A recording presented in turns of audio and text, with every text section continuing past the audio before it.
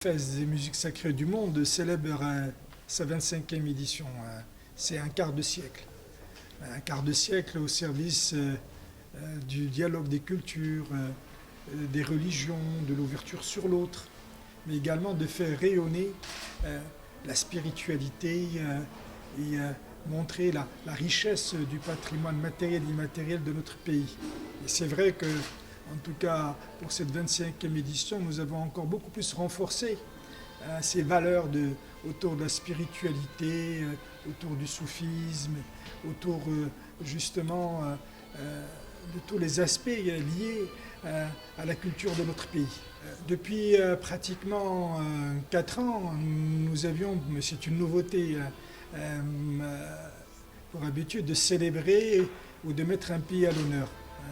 Donc nous avons eu la Chine, l'Inde, l'Espagne, mais cette année c'est Fès qui est à l'honneur. Pourquoi Parce que la Médina de Fès connaît une rénovation, une restauration, une renaissance exceptionnelle grâce à la vision et à l'impulsion donnée par Sa Majesté le Roi, que Dieu l'assiste.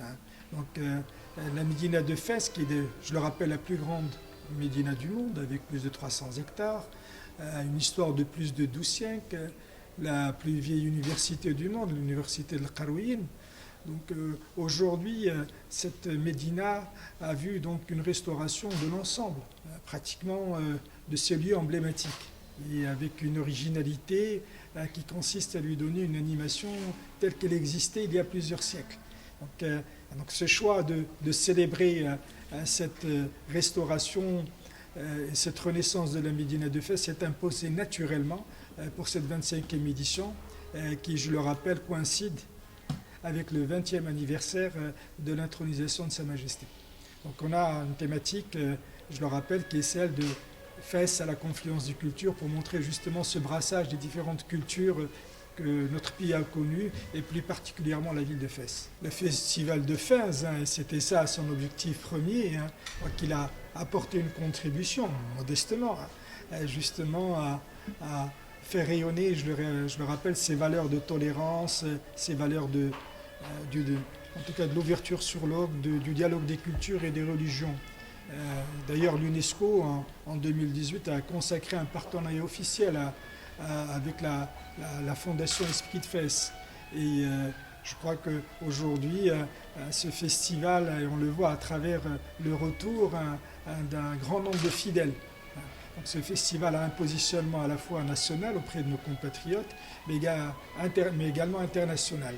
Et vous le verrez tout au long de la durée du festival de cette 25e édition, du 14 au 22 juin, nous recevons des ressortissants de plusieurs pays, que ce soit d'Europe, d'Amérique du Nord, d'Asie, et tout ça montre l'intérêt et un positionnement incomparable de ce festival sur le plan international. Le festival des musiques sacrées en lui-même est ouvert à tout le monde.